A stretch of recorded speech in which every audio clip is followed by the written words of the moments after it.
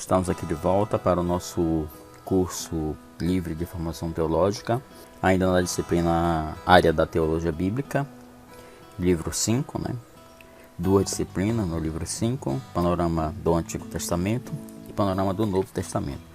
Estamos completando aqui as nossas aulas de panorama do Antigo Testamento com a última etapa dos livros proféticos, dos profetas menores, os 3 últimos livros dos 12 livros chamados profetas menores. Livro de Ageu, Zacarias e Malaquias, que é o último livro do Antigo Testamento. Eu sou o professor Jorge Fernandes, sou teólogo, pedagogo, também administrador e professor de teologia, coordenador acadêmico no CETAD. Esse curso livre de teologia é promovido pelo CETAD, que é o Seminário Teológico da Assembleia de Deus em Belém do Pará, na Igreja Mãe, e também em convênio com o PEC, que é o Programa de Educação Cristã Continuada da Igreja em Belém, que é a editora e a fomentadora dos produtos de educação da Igreja Mãe em Belém do Pará. Então, o primeiro dessa série dos últimos livros é o livro do profeta Ageu. O livro leva o nome do próprio autor, que é o profeta Ageu. O tema principal do livro é a reedificação do templo. Esses últimos livros, esses profetas, eles são chamados o profeta do retorno do cativeiro, o chamado pós-cativeiro, quando o povo começou a retornar para a restauração do que havia sido destruído pelas invasões da Babilônia, principalmente do reino de Judá. Então eles retornam para a reconstrução das muralhas da cidade de Jerusalém e também a restauração do templo e a restabelecimento do culto do judaísmo prático no povo de Israel, no povo de Deus. É nesse período do retorno do cativeiro, pós-cativeiro, que esses 3 profetas cumprem seu ministério. Então estamos no livro de Ageu, cujo tema principal é reedificação do templo, e a data provável do livro está por volta do ano 520 a.C. Vou fazer algumas considerações preliminares sobre o livro, uma visão introdutória geral. O livro de Ageu é o primeiro dos 3 livros pós-exílicos. São aqueles que foram escritos depois do retorno do cativeiro babilônico. Então, esses são chamados livros pós-exílicos do Antigo Testamento. Os outros 2, como já falei anteriormente, são Zacarias e Malaquias.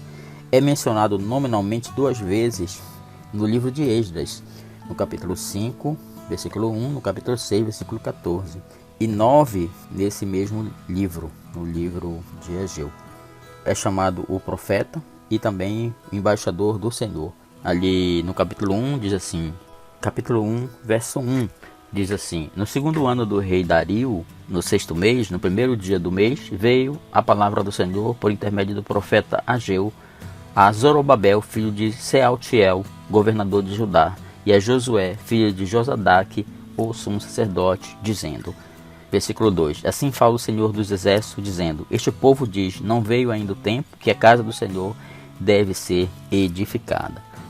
Versículo 3, veio, pois, a palavra do Senhor por intermédio do profeta Ageu, dizendo. Então começa a profecia toda escrita neste livro de Ageu. Então aparece por 9 vezes o nome do profeta durante o texto do livro. Ageu pode ter sido um daqueles exilados que, ao voltarem para repovoar Jerusalém, ainda se lembravam do templo de Salomão, antes que fosse destruído pelos exércitos de Nabucodonosor, que ocorreu por volta do ano 586 a.C. Sendo assim, Ageu devia ter entre 70 e 80 anos de idade ao profetizar a mensagem deste livro e escrever o livro. O livro tem uma data exata para sua composição. É o 2º ano do rei Dario da Pérsia, que é 520 a.C., está registrado conforme nós lemos ainda há pouco no capítulo 1, versículo 1 do livro. O contexto histórico do livro é importante para compreendermos sua mensagem. Em 538 a.C., Ciro, rei da Pérsia, promulgaram um decreto permitindo aos judeus exilados voltarem à pátria para reconstruir Jerusalém e o templo, cumprindo assim as profecias de Isaías e Jeremias, Você pode confirmar essas profecias em Isaías 45, verso 1 a 3, Jeremias 25, verso 1 e 12, capítulo também 29, do versículo 10 ao 14 do livro de Jeremias, e a intercessão de Daniel, no capítulo 9 de Daniel. O primeiro grupo de judeus a voltar para Jerusalém havia deitado os alicerces do novo templo por volta do ano 536 a.C., em meio a muita emoção e expectativa, segundo o registro que está no livro de Esdras, capítulo 3, versículos de 8 a 10. No entanto, os samaritanos e outros vizinhos opuseram-se fisicamente ao empreendimento, desanimando os trabalhadores de tal maneira que a obra acabou por ser interrompida em 534 a.C. A lentidão espiritual e o amortecimento da fé generalizou-se, induzindo o povo a voltar à reconstrução de suas próprias casas. No ano de 520 a.C., Ageu, acompanhado por um profeta mais jovem, Zacarias, conclamava Zorobabel e o povo a retomar a construção da casa de Deus. Esse é uma visão objetiva expressa da importância e do que contém basicamente o livro de Ageu. O propósito do livro, né? Para vermos o propósito, a gente tem que entender algum contexto daquela situação. O reino de Judá fora conquistado pelos babilônios entre os anos 603 e 586 a.C. O templo havia sido arrasado, Jerusalém toda queimada e os judeus levados em massa para o cativeiro. Após 70 anos de exílio na Babilônia, por ordem de Ciro, o rei da Pérsia, 50 mil judeus voltam para sua terra. É a primeira leva do retorno para a terra prometida, para a terra de Jerusalém. Isso por volta de 536 a.C. Jeremias e Daniel profetizaram acerca desse período de anos que ficariam os 70 anos que duraria o cativeiro babilônico. Jeremias 25 e 29 e Daniel 9 registram, conforme nós citamos anteriormente, registram esse momento histórico. O primeiro passo para se firmar a restauração nacional é a reconstrução do templo, porque o templo era o maior símbolo da fé judaica e da fé do Deus de Israel. Os fundamentos do templo então são lançados, mas a obra para, então, conforme comentamos ainda há pouco. Houve muita perseguição por parte de samaritanos que se opuseram àquela reconstrução do templo. Durante 15 anos o povo distraiu-se e preocupou-se em construir suas próprias casas e cuidar dos seus interesses pessoais. É aí que o Senhor levanta seu servo Ageu para questionar as prioridades escolhidas pelos judeus, chamando-os a dedicarem-se à obra de reconstrução da casa do Senhor. Em setembro, sexto mês do calendário hebreu, por volta do ano 520, a obra é reiniciada e 4 anos depois completada, sob a influência da pregação de Ageu. O profeta Ageu foi o primeiro profeta levantado pelo Senhor após o exílio, após o retorno para Jerusalém. Entre eles e Sofonias, ao intervalo de 70 anos, Jeremias, Ezequiel e Daniel profetizaram a respeito desse período do cativeiro babilônico. O propósito principal do livro é que durante um período de 4 meses, em 520 a.C., Ageu entregou 4 mensagens concisas registradas neste livro. As mensagens tinham duplo propósito. É um livro curto, breve, de apenas 2 capítulos, bem objetivo. E os principais objetivos da mensagem de propósito era exortar Zorobabel, que era um governador, e Josué, o sumo sacerdote, a mobilizarem o povo para a reedificação do templo de Jerusalém. Motivar o povo, outro propósito, motivar o povo a reordenar suas vidas e prioridades para que a obra do Senhor fosse recomeçada com as bênçãos divinas. Numa visão panorâmica do livro, podemos afirmar que o livro contém 4 sermões, 4 mensagens, cada uma delas introduzidas pela frase "a palavra do Senhor". No capítulo 1, versículo 1, com essa expressão, a palavra do Senhor. No capítulo 2, versículo 1, diz: assim fala o Senhor. No capítulo 2, versículo 10, diz assim, e começa também com a mesma expressão. E no capítulo 2, versículo 20, vamos ver aqui, capítulo 2, versículo 1, diz que veio a palavra do Senhor por intermédio do profeta Ageu. E no capítulo 2, versículo 20, diz assim: veio a palavra do Senhor, segunda vez a Ageu, aos 24 dias do mês, dizendo assim, assim, assim. Então, assim começam essas 4 mensagens que Ageu profere e que estão registrados nos 2 capítulos do livro. A primeira, Ageu repreende os repatriados por estarem tão interessados em suas próprias casas, seus próprios interesses. Casas que eram revestidas de cedros por dentro, enquanto a casa de Deus permanecia em desolação. Capítulo 1, versículo 4. O profeta exorta-os por 2 vezes a considerar seus caminhos. Ageu capítulo 1, versículo 5. Revelando-lhes ter o Senhor Deus retirado a bênção sobre eles em consequência de seus maus caminhos. Zorobabel e Josué, juntamente com o restante do povo, reagindo à palavra do profeta, demonstram reverência a Deus e recomeçam a obra.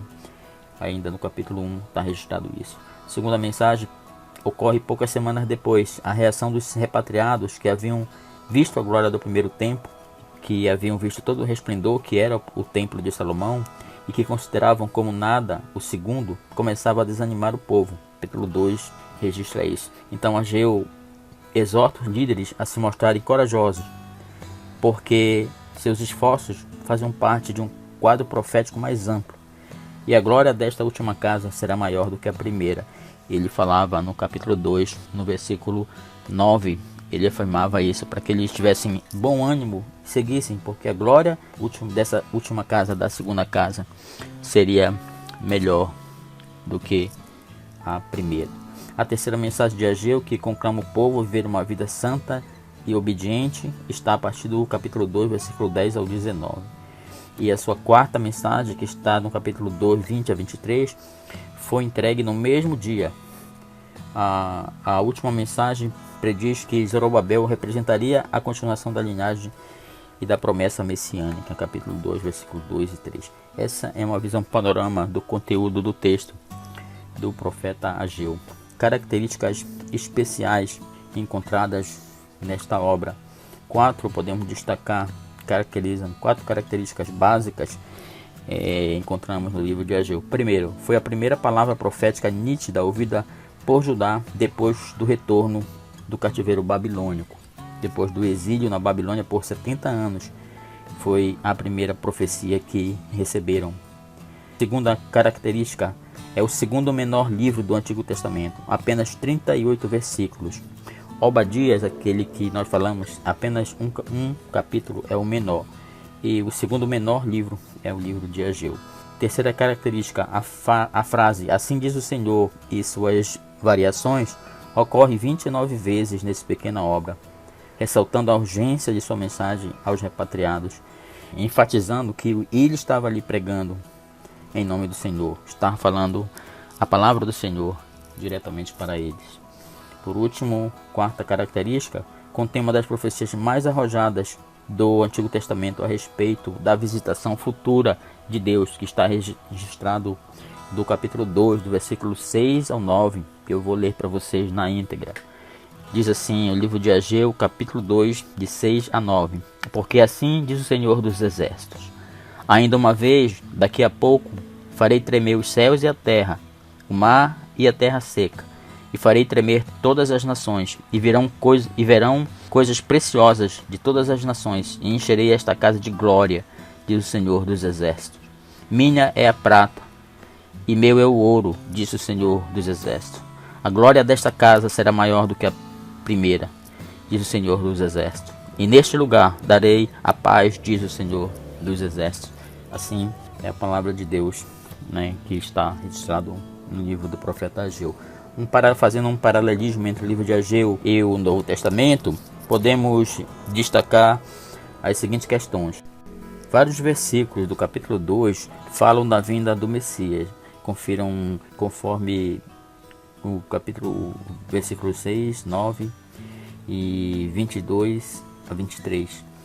O abalo dos céus e da terra, das nações e dos reinos, é referido pelo autor de Hebreus, no capítulo 12 de Hebreus, versículos 22 a 26. Vou ler aqui só para a gente ver esse paralelismo. Versículo 12, 26 até o 28. Diz assim: a voz do qual moveu então a terra, mas agora anunciou, dizendo: ainda uma vez comoverei não só a terra, senão também o céu. E esta palavra, ainda uma vez, mostra a mudança das coisas móveis como coisas feitas, para que os imóveis permaneçam. Por isso, tendo recebido um reino que não pode ser abalado, retenhais a graça pelo qual sirvamos a Deus agradavelmente com reverência e piedade.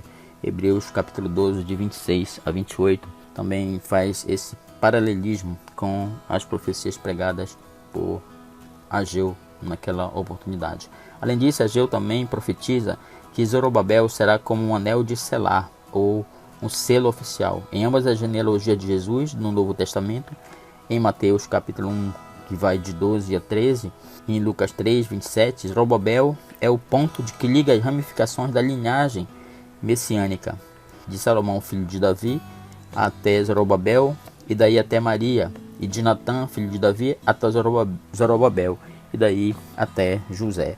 Então, segundo havia falado o profeta Ageu, Zorobabel iria fazer, seria, segundo o último versículo da profecia, ele diz que naquele dia o Senhor dos Exércitos tomaria a Zorobabel e faria dele um anel de selar, porque te escolhi, diz o Senhor dos Exércitos. Então ele seria parte da geração de onde viria o Messias. Vamos fazer uma apresentação para vocês da aplicação da profecia de Ageu, a aplicação pessoal para nós, para o dia de hoje.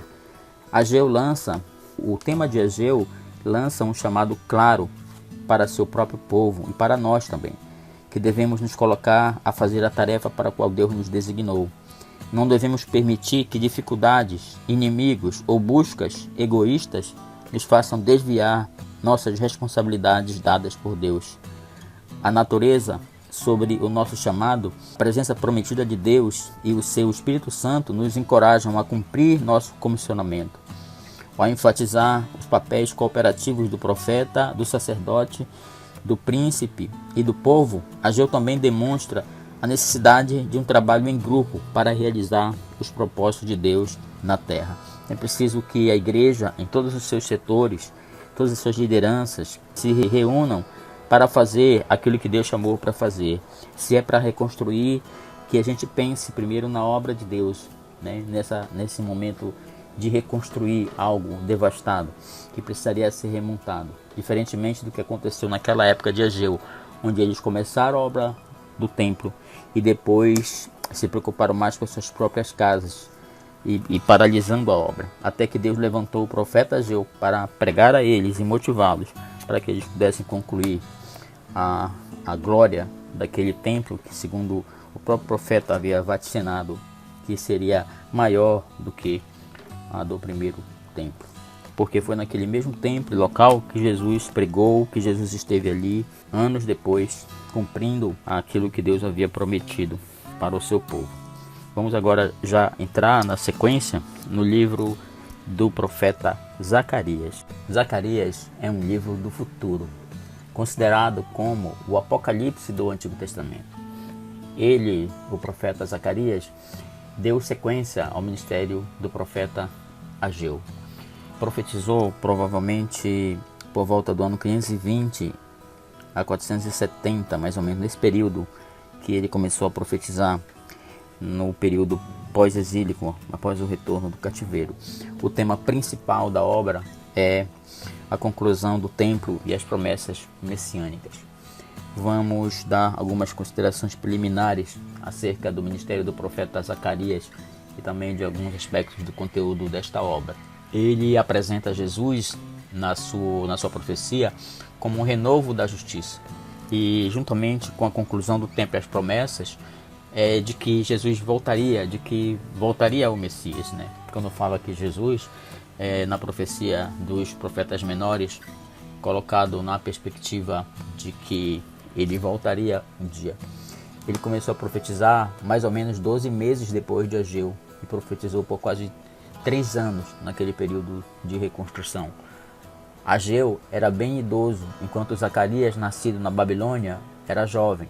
Zacarias não condenou o povo, mas apresentou-lhe o futuro glorioso em um quadro na presença de Deus, especialmente a Zorobabel, que se considerava fraco para fazer a obra sozinho. No capítulo 4, versículo 6, encontramos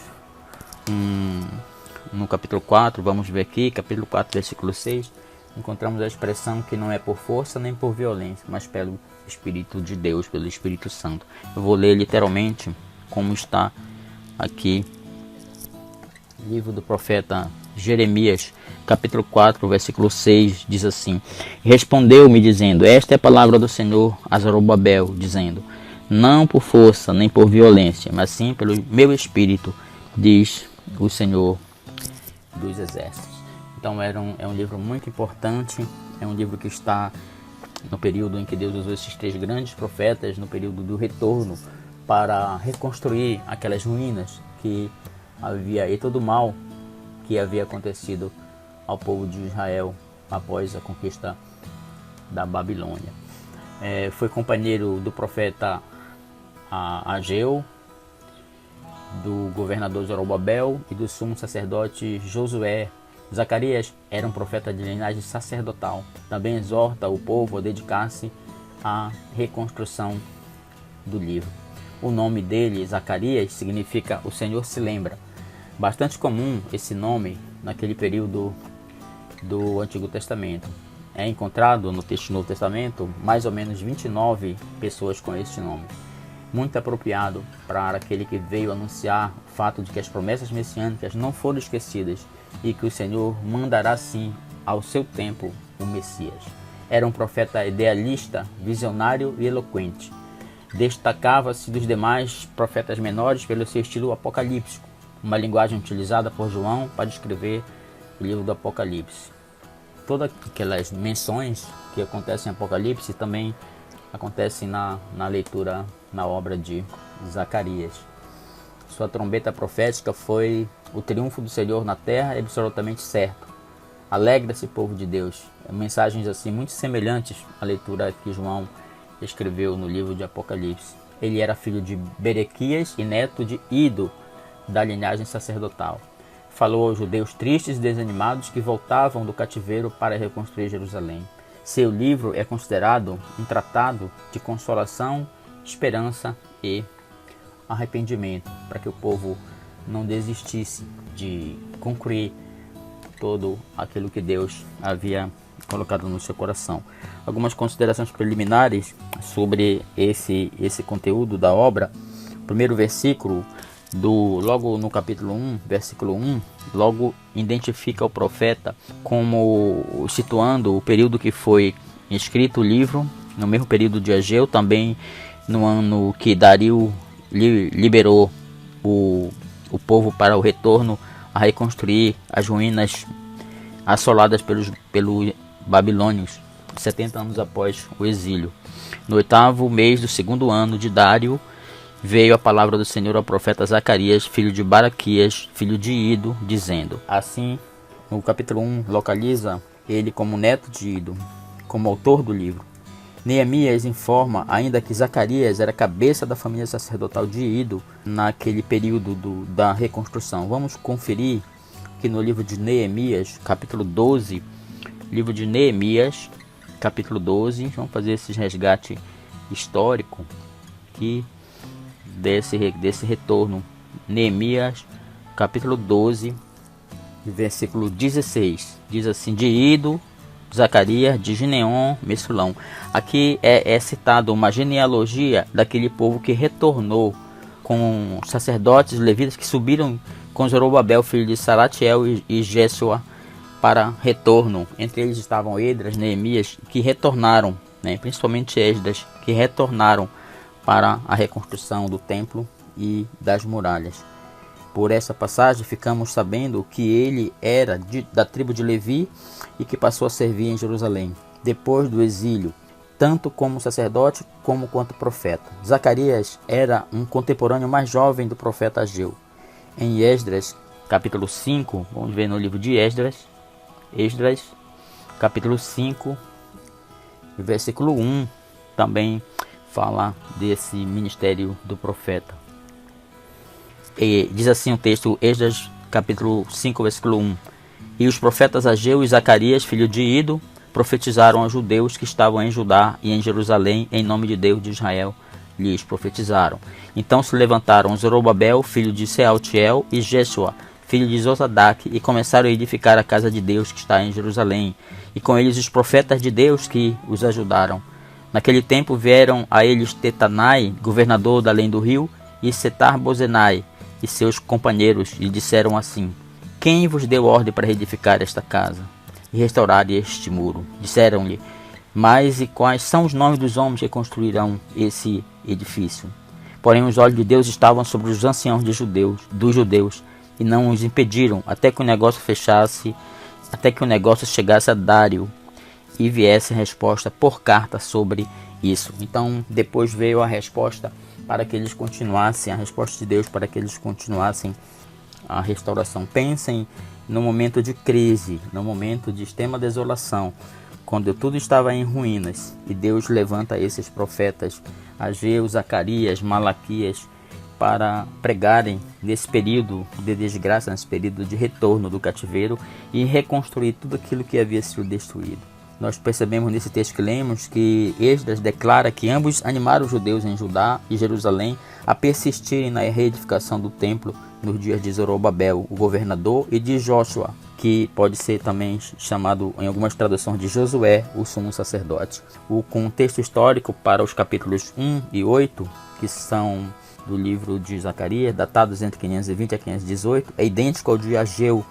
Você pode perceber isso lendo também as considerações introdutórias que fizemos do livro de Ageu na aula anterior. Como resultado do ministério profético de Zacarias e Ageu, o templo foi completado e dedicado ao Senhor em 516 a.C. Em sua juventude, Zacarias havia trabalhado lado a lado com Ageu, mas ao escrever os capítulos 9 ao 14, que é o final da sua profecia, a maioria dos estudiosos data entre 480 e 470 esta obra, ele já se achava idoso nesse período. A totalidade das profecias de Zacarias foi enunciada em Jerusalém diante de 50 mil judeus que haviam voltado a Judá com a promessa de restauração e reconstrução do templo e da muralha. O Novo Testamento também indica que Zacarias, filho de Baraquias, foi assassinado entre o santuário e o altar, no lugar de intercessão por oficiais do templo. Está no capítulo 23 e 25, citado no Evangelho de Mateus. Algo também semelhante ocorrera a outro homem de Deus que tinha o mesmo nome. Você pode verificar isso no livro de 2 Crônicas 24 e 28. São algumas informações gerais sobre o texto. O propósito do livro de Zacarias, os propósitos que Zacarias tinha em mente ao escrever o seu livro, correspondem a duas divisões principais da sua obra, né? Lembrando que a obra de Zacarias foi uma obra bem extensa em relação aos outros colegas profetas menores. A sua obra tem 14 capítulos e duas divisões principais da obra tiveram relevância. Dos capítulos 1 a 8 foram escritos a fim de encorajar o remanescente judeu em Judá a persistir, não desistirem na construção do templo, na reconstrução do templo. Os capítulos de 9 a 14 foram escritos para fortalecer os judeus que, tendo concluído o templo, ficaram desanimados por não ter aparecido imediatamente o Messias. Nessa passagem é revelado também em que importará a vinda do Messias no futuro vindouro. Então, esses são alguns propósitos do livro. Também um argumento importante e muito especial e atraente é que o templo precisava ser reconstruído, uma vez que algum dia a glória do Messias se manifestaria nele. E quando Jesus veio e pregou ali, quando ele entrou no pátio do templo, entrou naquele santuário, ele disse que era um santuário glorioso, muito bonito. Mas ali mesmo naquele templo ele profetizou, né, que aquele templo também seria destruído, tal qual o segundo templo, né? E esse templo, 40 anos depois, Jesus já afirmava a eles que vocês estão vendo esse templo tão bonito, mas não passará essa geração sem que não fique aqui pedra sobre pedra. O próprio Messias, esperado a entrar no templo, entrou e profetizou depois uma nova destruição do templo, que aconteceu por volta do ano 70, quando as tropas romanas, comandadas pelo imperador Tito, novamente destruíram, queimaram o templo em Jerusalém, cumprindo-se as profecias proferidas por Jesus. Tá bom? Então, assim, nessa obra não se está construindo simplesmente um edifício. Eles não estavam pensando em reconstruir apenas um templo, uma estrutura, mas um futuro do que seria aquilo na chegada do milênio. O Espírito leva Zacarias a ensinar que o futuro reservava glória e alegria para o povo de Deus. Vamos reconstruir Jerusalém para receber o Messias. Era a mensagem do profeta Zacarias. Esta cidade, hoje arruinada, será cheia de glória e majestade. Ele pregava ali, motivando eles para persistirem na reconstrução do templo. Uma visão panorâmica no texto do livro, podemos destacar duas partes principais, como nós falamos aqui no propósito. A primeira parte começa com uma exortação aos judeus para que voltem ao Senhor, para que também o Senhor se volte a eles, está no capítulo 1, enquanto encoraja o povo a terminar a reedificação do templo. O profeta Zacarias recebeu uma série de 8 visões, que estão registradas no capítulo 1 ao capítulo 6, garantindo à comunidade judaica em Judá e Jerusalém que Deus cuida do seu povo, governando-lhe o destino. As 5 primeiras visões transmitiam esperança e consolação. As últimas 3 envolviam juízo. A quarta visão contém uma importante profecia messiânica. Capítulo 3, de 8 a 9. A cena da coroação no capítulo 6, de 9 a 15, é uma profecia messiânica clássica do Antigo Testamento. 2 mensagens, 7 e 8, no capítulo 7 e 8, fornecem perspectivas presentes e futuras aos leitores originais do templo. Eu vou ler aqui o conteúdo da terceira visão no livro de Zacarias, livro do profeta Zacarias, capítulo 3, versículos 8 a 9. Vamos ver o que diz a palavra de Deus. Diz assim: Ouve, pois, Josué, sumo sacerdote, tu e teus companheiros que se assentam diante de ti, porque não são homens potentosos. Eis que eu farei vir o meu servo o renovo, porque eis que a pedra que pus diante de Josué, sobre esta pedra única estão 7 olhos. Eis que eu esculpirei a sua escultura, diz o Senhor dos Exércitos, e tirarei a iniquidade desta terra num só dia. Então ele fala aqui que ele naquele momento ali mesmo, eles não eram homens expressivos, mas ele mandaria o servo o renovo. Esse renovo se refere a Jesus, ao Messias, ao Senhor Jesus. A segunda parte, que está a partir do capítulo 9 até o 14, contém 2 blocos de profecias apocalípticas. Cada um deles é introduzido pela expressão peso da palavra do Senhor. Capítulo 9, versículo 1 diz isso, e capítulo 12, versículo 1 também afirma isso. O primeiro peso, no capítulo 9, versículo 1, inclui a promessa da salvação messiânica para Israel e revela que o pastor Messias, se levaria a efeito a tal salvação, seria primeiramente rejeitado. No capítulo 9, versículo 9, nós vemos uma profecia que se cumpriu literalmente diante de nós. Vamos ler aqui no texto Zacarias 9, versículo 9. Estou aqui na minha Bíblia, diz assim: Alegra-te muito, ó filha de Sião, exulta, ó filha de Jerusalém, eis que o teu rei virá a ti, justo e salvo, pobre e montado sobre um jumento, e sobre um jumentinho, filho de jumenta.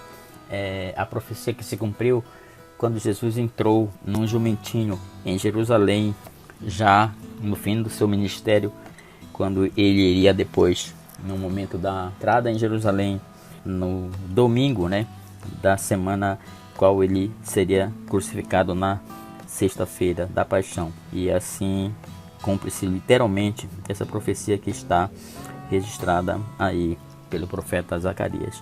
O peso que é citado em capítulo 12, verso 1, focaliza a restauração e conversão de Israel. Deus prediz que Israel pranteará por causa do próprio Deus, a quem transpassaram. Capítulo 12, versículo 10, vamos ver aqui, outra profecia messiânica que se cumpre na figura de Jesus, na pessoa de Jesus.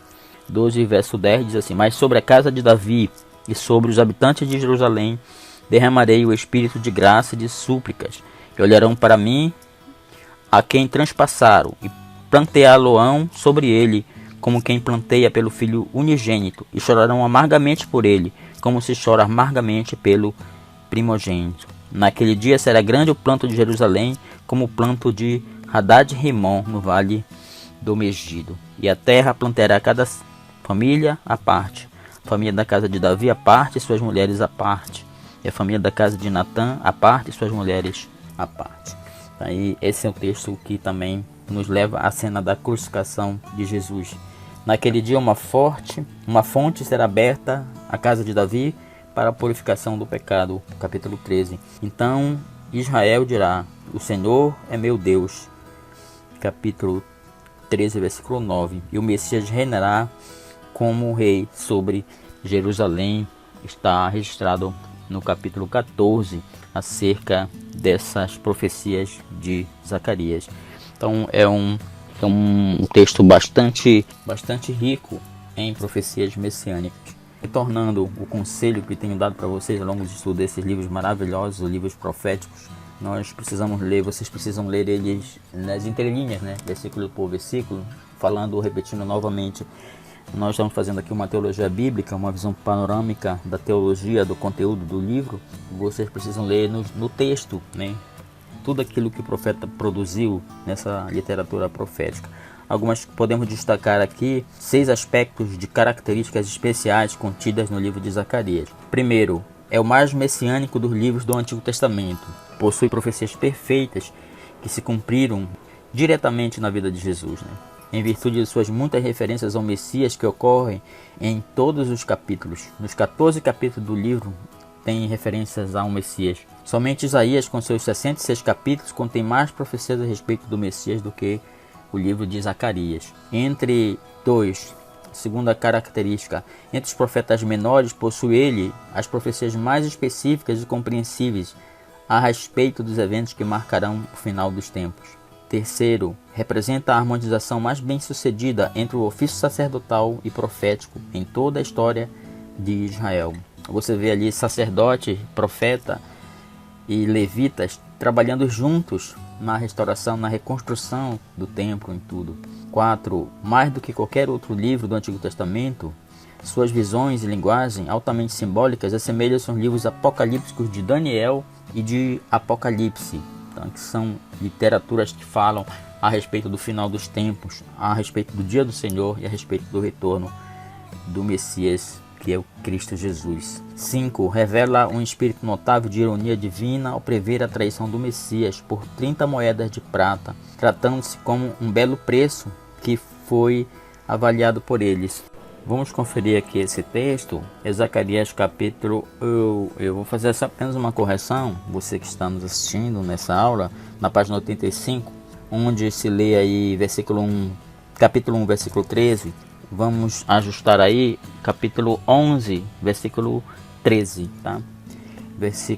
Capítulo 11, versículo 13, não capítulo 1. Capítulo 11, versículo 13 diz assim: o Senhor, pois, disse-me, arroja isso ao oleiro em belo preço em que fui avaliado por eles.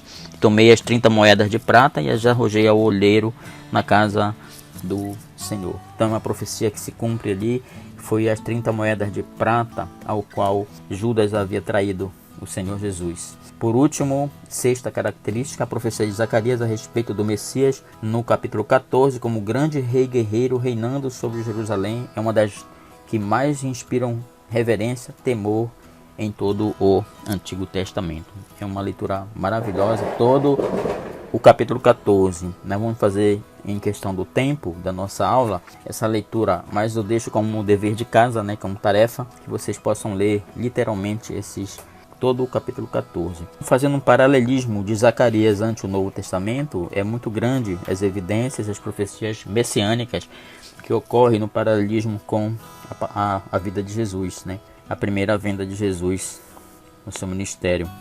Há uma aplicação profunda de Zacarias no Novo Testamento, né?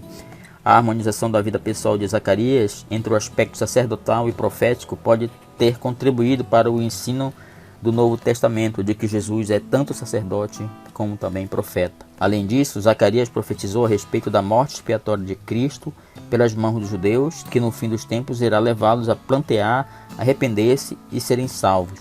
Isso você pode confirmar na profecia de Zacarias, capítulo 12, versículo 10, capítulo 13, versículo 9, e Romanos, confirmando isso com Romanos 11, 25 a 27. Mas a contribuição mais importante de Zacarias diz respeito às suas numerosas profecias concernentes a Cristo, ao Senhor Jesus.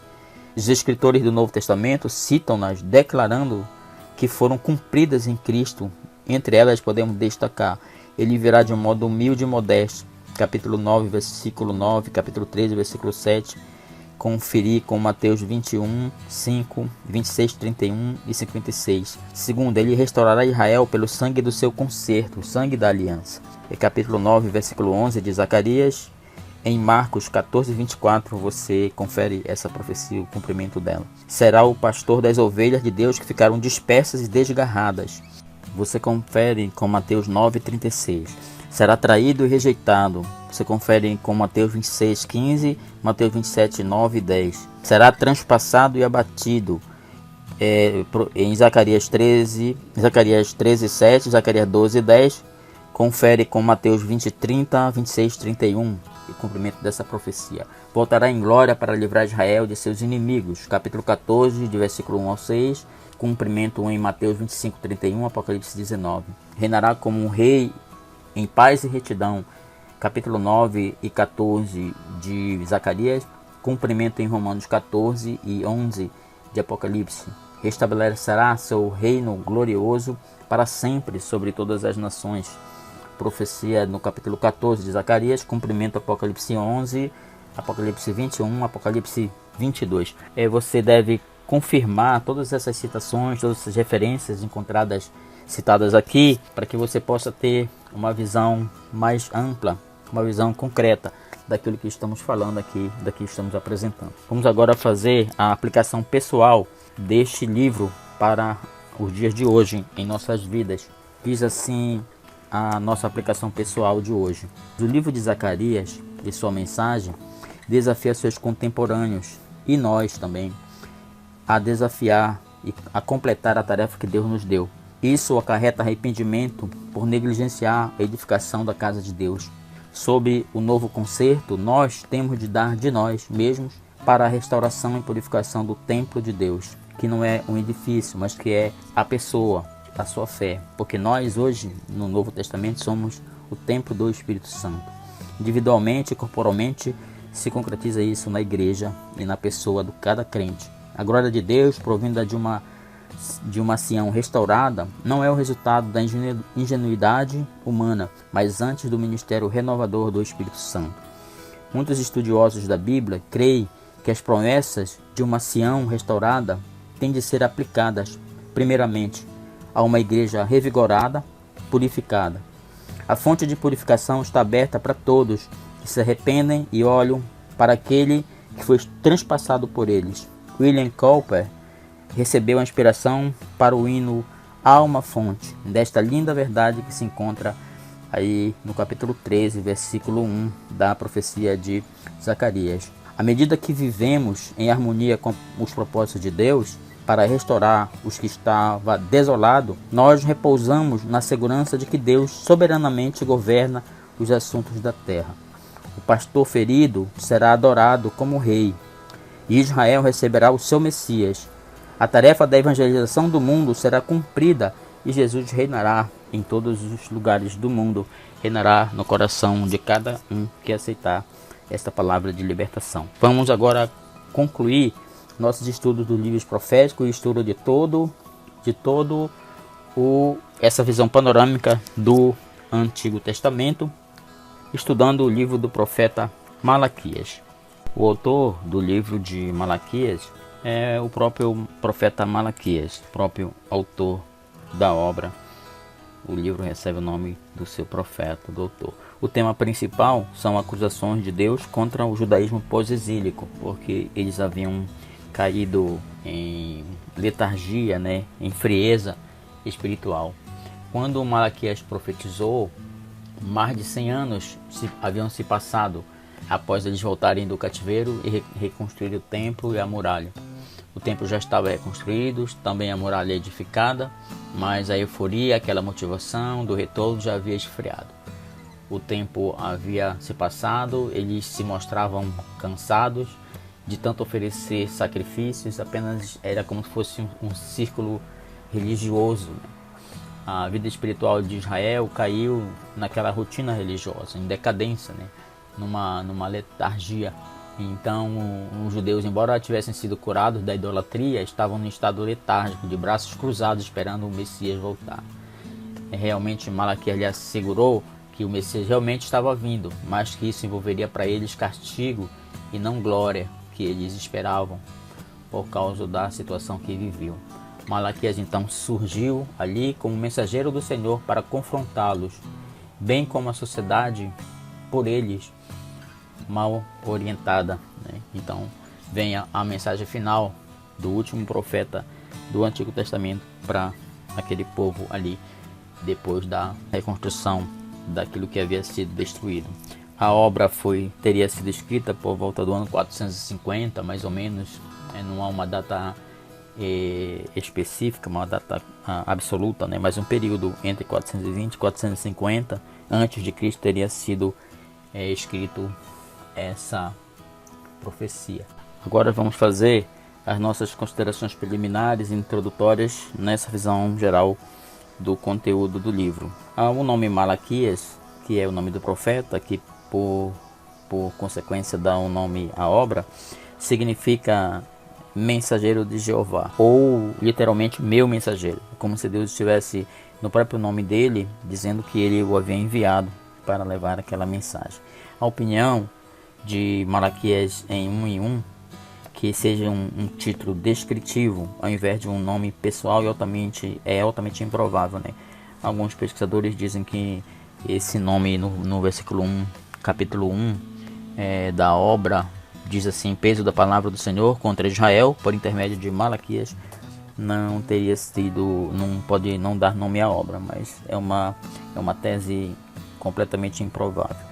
Embora não tenhamos mais informações no restante do Antigo Testamento a respeito do profeta, sua personalidade fica bem patente neste livro. Era um judeu devoto de Judá, da tribo de Judá, pós-exílico e contemporâneo de Neemias. Era provavelmente um profeta sacerdotal. Suas firmes convicções a favor da fidelidade do concerto e contra a adoração hipócrita e mecânica e contra a idolatria, o divórcio e o roubo de dízimos e ofertas que estão ali contido no capítulo 1, capítulo 2, capítulo 3, revela um homem de rigorosa integridade e de intensa devoção a Deus. O conteúdo do livro indica que, primeiro, o templo já havia sido reedificado por volta do ano 516 a.C.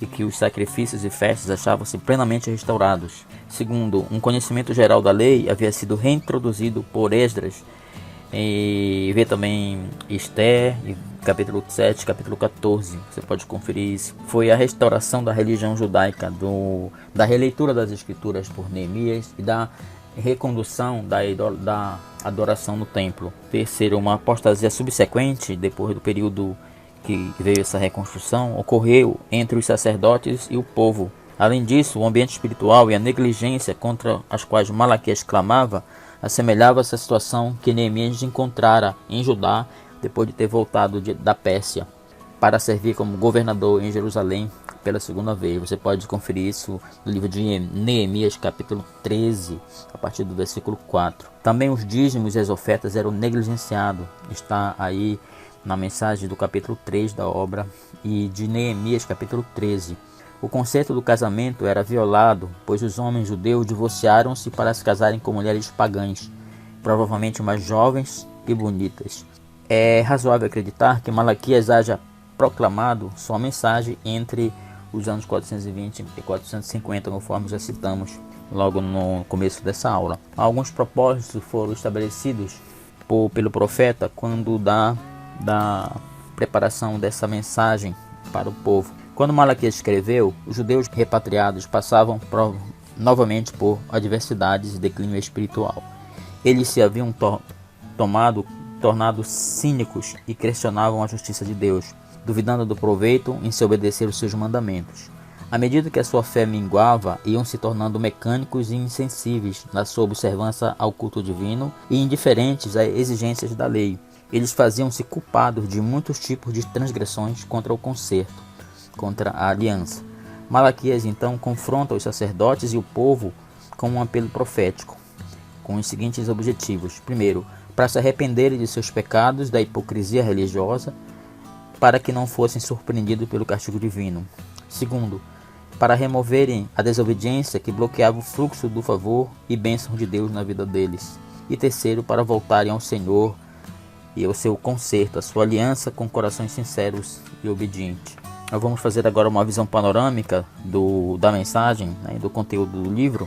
O livro é um livro também não muito extenso, de apenas 4 capítulos, que a gente vai dar uma visão panorâmica. Lembrando novamente que isso aqui é uma teologia bíblica.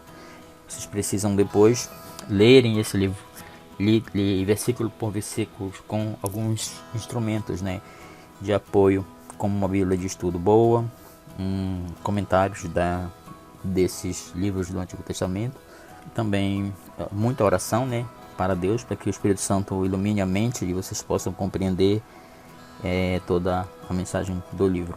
O livro consiste em um sexto peso da palavra do Senhor contra Israel pelo ministério de Malaquias. É como se fossem 6 mensagens, né? 6 mensagens diretas, objetivas ao longo dos 4 capítulos da obra. Primeira situação: Deus reafirma seu fiel amor a Israel segundo a aliança que havia feito com eles, no capítulo 1. Ainda no capítulo 1 até o 2, Deus repreende os profetas por serem vigilantes e infiéis do relacionamento entre o Senhor e Israel, segundo o concerto, segundo a aliança de Deus. Então havia uma negligência do povo, mas também dos profetas. Deus repreende Israel por ter rompido o concerto dos pais, dos antepassados. No quarto, Deus repreende a Israel a certeza do castigo divino por causa dos pecados contra o concerto, contra a aliança que havia entre o povo e Deus. Quinto, Deus conclama toda a comunidade judaica pós-exílio a arrepender-se e a voltar-se ao Senhor para que tornasse a receber as suas bênçãos. Está no capítulo 3. No capítulo 3, ainda já pelo capítulo 4, a mensagem final refere-se ao memorial escrito diante de Deus a respeito daqueles que o temem e lhe estimam o nome. Malaquias encerra seu livro com uma advertência e promessas proféticas a respeito do futuro, que ele chama de o dia do Senhor. Também no capítulo 4, de 1 a 6, está registrado essa mensagem. As características especiais do livro são 5 aspectos que caracterizam e diferenciam o livro de Malaquias, que é, voltando a citar, o último livro, né, do Antigo Testamento. Primeira característica: de modo simples, direto e vigoroso, retraía vividamente o debate entre Deus e o povo. O debate é levado a efeito na primeira pessoa do singular. Segunda característica: dá ênfase ao método de perguntas e respostas na apresentação da palavra profética, com nada menos do que 23 perguntas trocadas entre Deus e o povo. Sugere que o método adotado por Malaquias pode ter se originado quando o profeta apresentou pela primeira vez sua mensagem nas ruas de Jerusalém e nos átrios do templo. Terceira característica: Malaquias, o último livro dos profetas do Antigo Testamento, é seguido depois por 400 anos de silêncio profético.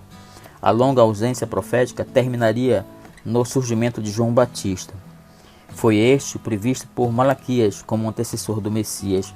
No capítulo 3, versículo 1, diz assim o texto de Malaquias: Eis que eu envio o meu mensageiro, que preparará o caminho diante de mim, e de repente virá a seu templo o Senhor, a quem vos buscais, o mensageiro da aliança, a quem vos desejais. Eis que ele vem, diz o Senhor dos exércitos. Ele expressa, ele tem como característica essa expressão, o Senhor dos Exércitos, ocorre 20 vezes neste breve livro de apenas 4 capítulos. Por 20 vezes ele cita esse nome, o Senhor dos Exércitos. por último, ele destaca-se a profecia final, que encerra a mensagem profética do Antigo Testamento, prediz que Deus enviaria alguém como Elias para restaurar os pais piedosos em Sião, contrariamente às tendências que Deus enviaria alguém como Elias para restaurar os pais piedosos em Sião, contrariando as tendências sociais predominantes que levavam à desintegração da família. Capítulo 4, versículo 5. Vamos fazer aqui um paralelo entre o livro de Malaquias e o Novo Testamento. 3 trechos específicos de Malaquias são citados no Novo Testamento. Primeiro, as frases amei a Jacó e aborreci a Esaú, no capítulo 1, do versículo 2 a 3 de Malaquias, são registradas por Paulo em suas considerações sobre a eleição, sobre o chamamento para a salvação, que está em Romanos 9:13. Vamos ler Romanos 9:13. Diz assim: como está escrito, amei a Jacó e odiei a Esaú. Nesse texto de Romanos capítulo 9, Paulo usa essa frase de Malaquias para consolidar a mensagem que ele está pregando ali.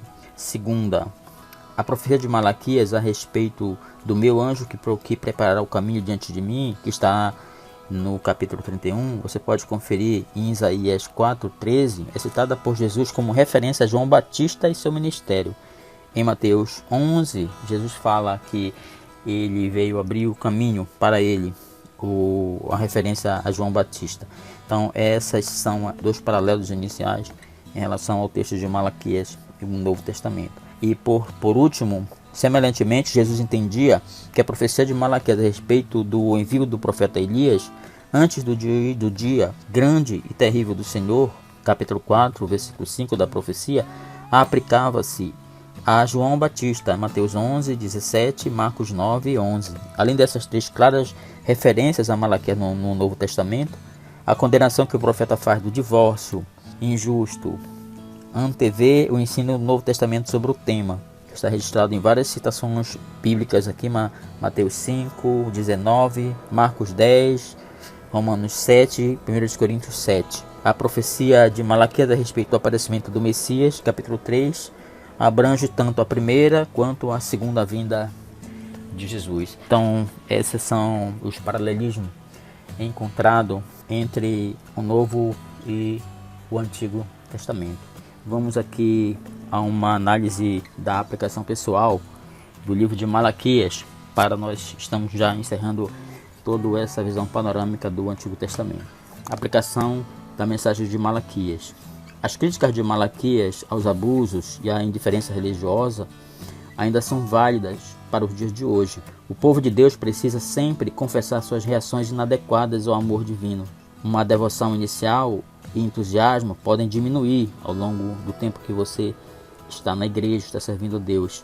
A adoração genuína frequentemente se transforma numa observação de práticas religiosas. Se você não tiver cuidado, você vira apenas um religioso, não mais um crente. Um dízimo negligenciante, divórcio de esposas fiéis, o casamento entre o povo do concerto de Deus e os não crentes geralmente criam destruição nas famílias. Desejos egoístas, combinados com atitudes arrogantes e orgulhosas, levam a sérios problemas pelos quais Deus é julgado, culpado. Ao invés de reconhecermos nossa negligência e mudarmos nossa vida pelo poder do Espírito Santo, nós nos perguntamos: onde está Deus do juízo? Essa frase foi citada por Malaquias no capítulo 2, versículo 7 da sua obra. Porém, um arrependimento verdadeiro ainda prepara o caminho para reformas necessárias e renovações inspiradas pelo Espírito Santo. Essa é a mensagem do profeta Malaquias. Malaquias foi o último profeta que deixou escritos no Antigo Testamento. Depois dessas profecias de Malaquias, veio um silêncio de mais de 400 anos, que se estendeu até a voz de João Batista, que clamou no deserto pela vinda do Messias. O Antigo Testamento, que é o tempo da lei, a antiga aliança, termina com a palavra maldição, falada pelo profeta Malaquias. Depois desses 400 anos começa o Novo Testamento, o tempo da graça. O Antigo Testamento termina com a maldição e o Novo Testamento começa com a genealogia de Jesus, com a vinda do Messias, com a pregação de João Batista clamando no deserto.